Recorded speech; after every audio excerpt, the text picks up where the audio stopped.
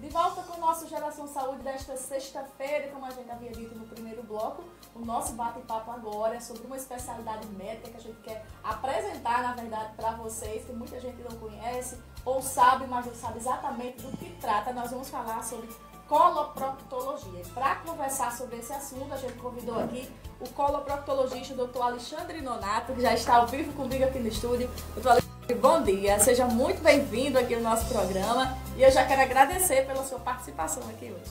Bom dia, Carla, bom dia aos telespectadores da Rede TV, Super TV. É um prazer estar aqui com vocês para poder ser útil em algumas informações, essas informações que possam ser úteis também ao telespectador para o seu dia a dia e naquilo que for conveniente.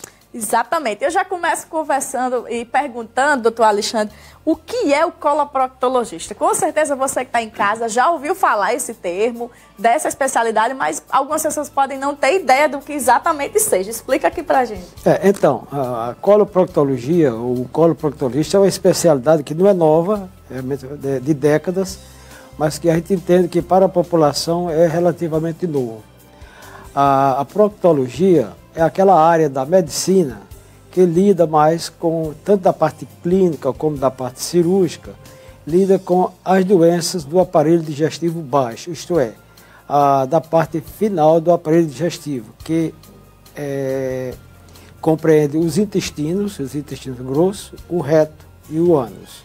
Então, é uma especialidade que foca diretamente mais nesse segmento do intestino, entendeu? Daí, com as doenças de digamos assim, desencadeamento clínico e essas doenças que também têm resolutividade cirúrgica. Entendi. Coisa boa, né? Conhecimento nunca é demais, a gente precisa sempre estar conhecendo. Doutor Alexandre, e qual é a diferença desses dois termos, o proctologia e o coloproctologia? Qual é a diferença? Exatamente. A gente escuta muito os dois, né? Quando, bem lá atrás, na verdade, a proctologia trabalhava especificamente com as doenças do reto e do ânus. Mas, como havia uma interligação, então, e também fazendo parte da área da cirurgia geral, que é uma subespecialidade da cirurgia geral, então isso foi, o proctologista foi se adentrando mais à área mais ligada ao intestino grosso. Então, a sociedade brasileira, que antes era de proctologia, ela adicionou a parte de coloproctologista, para poder pegar os cólons, né?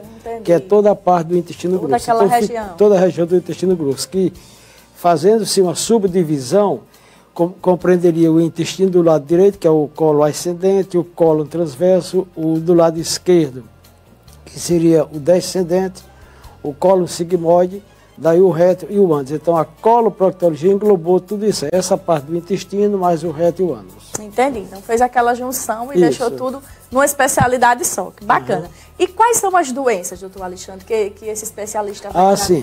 É uma série de doenças. Tem desde aquelas, digamos assim, que ninguém sabe mesmo o que é, que a medicina também não descobre tudo, né? Mas aquelas doenças mais comuns, desde aquelas doenças, digamos assim, do ponto de vista patologias inflamatórias, doenças inflamatórias do intestino grosso, a título de exemplo, as mais conhecidas, como a doença de Crohn, a doença a retocolite ulcerativa, que é uma colite crônica ulcerada. Depois tem uma miscelânea de patologias clínicas, de tratamento clínico da parte dos colos.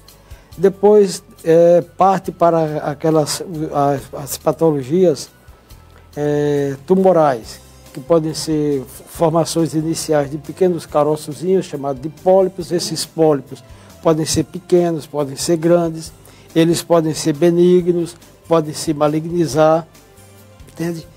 E até mesmo a parte principal e mais assim, que causa o pavor da população, e é verdade, são os tumores, né? Os tumores do intestino grosso, os cânceres de intestino grosso e reto. Também você tem as doenças comuns da parte clínica, que desde as verminoses, né, que podem causar também essas colites infecciosas tratadas clinicamente. E mais da parte final do intestino grosso, do reto e do ânus, você vai ter as retites, que podem ser, por exemplo, retites pós-tratamentos de radioterapia, isso para os cânceres de colo uterino da mulher, para os cânceres de próstata do homem, e as doenças orificiais chamadas, conhecidas popularmente como as hemorroidas, como as fístulas anais, as fissuras anais, entende? E outras doenças também da região perianal e da região sacrococcígea, que é chamada de cistos pilonidais, cistos sacrococcígea. Então é uma gama que engloba várias patologias, essas que podem ser não só tratamento clínico, mas também tratamento cirúrgico. Exatamente, realmente é uma gama de patologias que podem ser tratadas por esse profissional. A gente perguntou isso, doutor Alexandre, porque as pessoas às vezes são diagnosticadas ou desconfiam ou têm algum sintoma de uma dessas doenças e não sabe qual especialista procurar. Então, a partir de agora, você já sabe se uma dessas doenças que o doutor Alexandre citou, um desses sintomas referentes a essa doença, o profissional é o coloproctologista. Doutor Alexandre, muitos pacientes ficam em dúvida diante de tantas especialidades e eu acho que existe meio que uma confusão entre o que é ou qual é a função do urologista e do coloproctologista. Existe alguma relação e você queria que o senhor explicasse a diferença entre esses dois especialistas? Pois a medicina é um universo muito grande, na verdade, né? E daí foram se setorizando, né? Entendeu? Então, você tem a cirurgia geral, que trata de todas as patologias da cirurgia geral. Desde a cabeça, o pescoço, até a parte baixa do aparelho digestivo e tudo mais. Ao longo do tempo, esses profissionais da medicina vão se direcionando para áreas mais específicas. Então, digamos, ao longo do tempo, a parte de cirurgia geral foi, digamos assim, se estratificando mais. Então, o cirurgião geral tem aquele que fica mais ligado, por exemplo, a parte de aparelho digestivo alto, a parte de aparelho digestivo baixo, que seria o coloproctologista, né? A parte do sistema urinário, onde o sistema urinário engloba o quê? Engloba os rins, os canais que saem dos rins, levando a urina até para dentro da bexiga saindo para outra parte do trato urinário, que seria a uretra, entendeu? E disso aí é que é a urologia, onde vai tratar das patologias, podem ser clínicas e cirúrgica do aparelho urinário. Seria o repetido seria os rins, os ureteres, a bexiga, a próstata, no caso do homem, né, e a uretra, tanto masculina como feminina. Isso tanto não só de patologias clínicas, isto é, de tratamento clínico, tratamento medicamentoso, como de tratamento cirúrgico. Aí a urologia é dessa área aí. Entendi. E a proctologia já é como o senhor explicou. E a proctologia né? é da parte do aparelho digestivo, a parte final do aparelho digestivo. Isso mesmo, mais do que esclarecido, né, gente? Aí a gente fica até... Eu sou uma admiradora da medicina, né? Depois que passei a trabalhar com esse tipo de área. E assim, é bom ver que a medicina realmente se especializou em áreas específicas e que cada um, dependendo do que sente, pode procurar o especialista indicado para aquela situação. Aí vem a outra pergunta. Quando eu devo procurar um proctologista, seja para fazer um exame de rotina, ver se está tudo bem, ou quando realmente estiver apresentando ali algum sintoma? Isso. A medicina hoje está muito na prevenção, né? Então, é melhor prevenir do que remediar. Então, você prevenindo, você consegue evitar a doença e então, ela estando instalada, você consegue uma cura com a maior probabilidade. De uma maneira geral, o que a gente enfoca muito seria a prevenção do câncer coloretal. A prevenção do câncer coloretal é hoje já, digamos assim, já é predefinido pelas sociedades mundiais de coloproctologia para ser feito tomando como base uma idade média em torno de 45 a 50 anos. Tendo umas variantes dependendo de caso a caso, mas em regras gerais, como prevenção do câncer coloretal, uma avaliação com o coloproctologista a partir dos 45 a 50 anos. Entendi. E, sensu lato, qualquer outra patologia, qualquer outro sintoma que a pessoa apresente, digamos, de alteração de função do intestino, tipo, está um pouco preso, depois está tendo uns episódios de diarreia, está tendo coceira do ânus, está tendo ardor, doendo, ardendo, sangrando, entendeu? Isso é um dos sintomas que deveria procurar o coloproctologista. Entendi. E assim, a consulta com esse profissional, doutor Alexandre, ela é vista muitas vezes com um pouquinho de receio devido aos exames, né? Tratar realmente dessa região, as pessoas gostam de fazer brincadeira e tem até receio, mas eu queria que o senhor desmistificasse isso e falar da importância de se tratar também dessa área, porque a maioria das pessoas às vezes esconde que sente alguma coisa nessa região, devido a esse receio que é meio que um preconceito, né? Que não devia existir, né, doutor? É verdade. Na verdade, esse conceito, esse preconceito, eu acho que é uma questão mais cultural, né? É uma questão mais cultural que ao longo do tempo ele está se desfazendo, né? Verdade, também está se desfazendo, mas ele é mais cultural, né? É tanto que a mulher vai com certa rotina ao ginecologista, mas o homem não vai com rotina ao proctologista, entendeu? Mas é uma questão de tempo que a gente está trabalhando e a população está começando a aceitar a ideia de que precisa também ir ao médico, ao proctologista, para evitar algumas coisas. Porque não é incomum pessoas que têm patologias tipo, estou sangrando, acha que é hemorroide, por exemplo, acha que a hemorroide está sangrando, e quando vai ao nosso consultório, aquilo que ele dizia, que ele pensava que era hemorroide, quando a gente já vê, já é uma lesão maior, já é um câncer de reto, que já está até numa fase bastante avançada, né?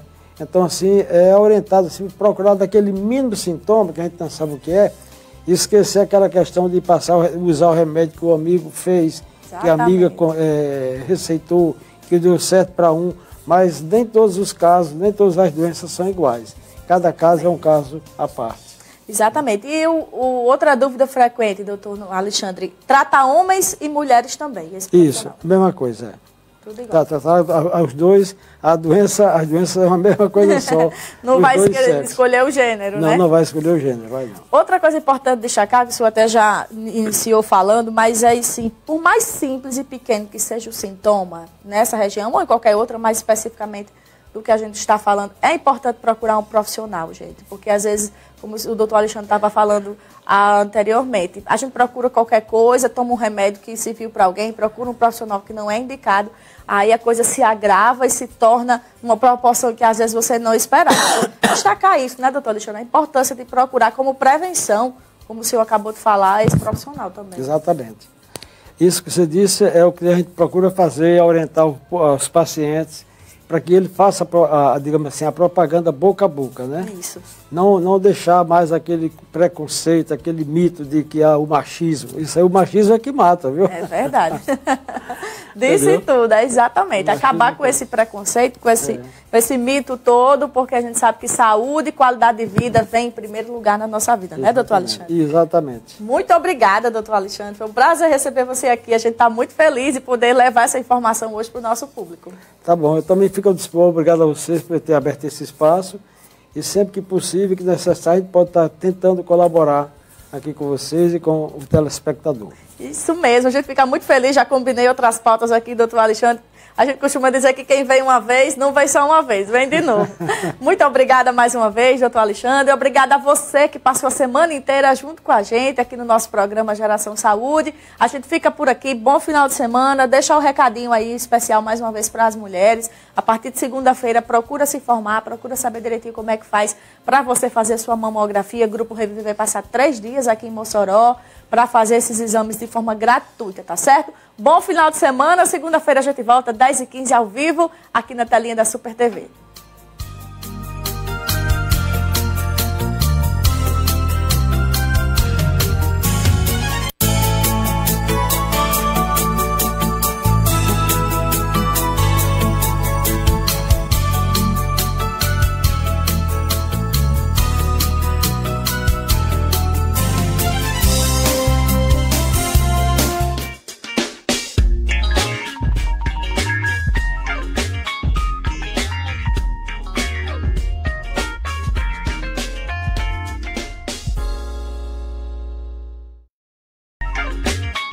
Geração Saúde. Oferecimento. Cassim, o seu laboratório de confiança. Super TV é sua, é super.